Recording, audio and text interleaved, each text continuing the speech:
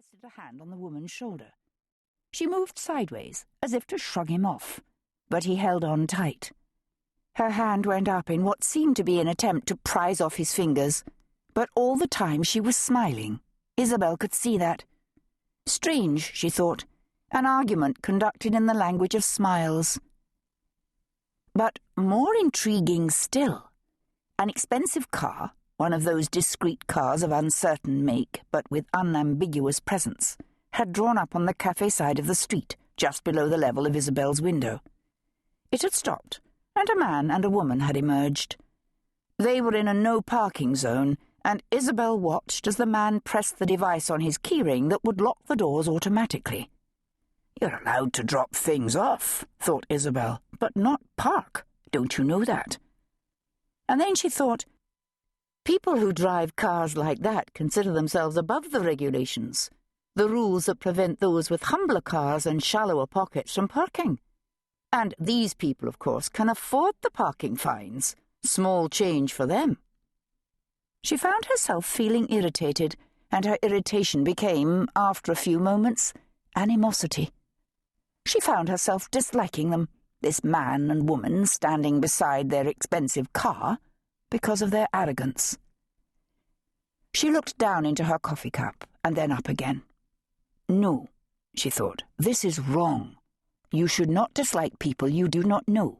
And she knew nothing about them, other than that they appeared to imagine that their wealth entitled them to ignore the regulations by which the rest of us had to abide.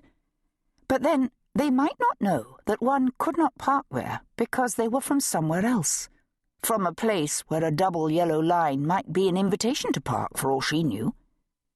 And even as she thought this, she realized that, of course, they were not from Edinburgh. Their clothes were different, and their complexions too. These people had been in the sun somewhere, and their clothes had that cut, that freshly dry-cleaned look that Scottish clothes never seem to have. Scottish clothes were soft, a bit crumpled, lived in, like Scottish people themselves, really. She craned her neck.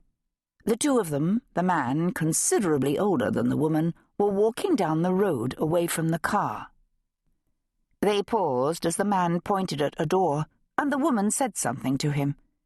Isabel saw her adjust the printed silk scarf around her neck and glance at the watch on her wrist, a small circle of gold that caught the sun as she moved her arm. The man nodded, and they climbed the steps that led into the Scottish gallery. Isabel sat back in her seat. It wasn't remarkable in any way.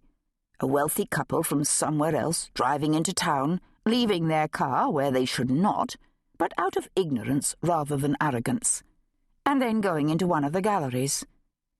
There was nothing particularly interesting about all that, except for one thing.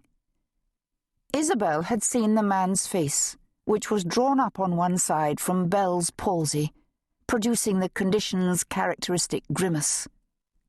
And the woman's face had been, by contrast, a beautiful one, if one's standards of beauty are the regular features of the Renaissance Madonna, soft, composed, feminine. "They are none of my business," she thought, and yet she had nothing to do until 12 o'clock. It was then 10:30 in the morning, and she had been half thinking of going into the Scottish Gallery anyway. She knew the staff there, and they usually showed her something interesting by the Scottish artists she liked. A Peploe sketch, a Philipson nude, something by William Crosby, if she was in luck. If she went in now, she would see the couple at closer quarters and reach a more considered view. She had been wrong to dislike them, and she owed it to them now to find out a little bit more about them. So it was not pure curiosity, even if it looked like it. This was really an exercise in rectifying a mistaken judgment.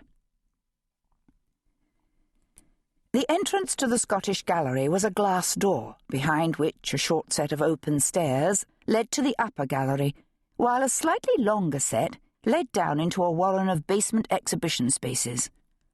These lower spaces were not dark, as basements could be, but brightly lit by strategically placed display lights, and brightened too by the splashes of colour on the walls.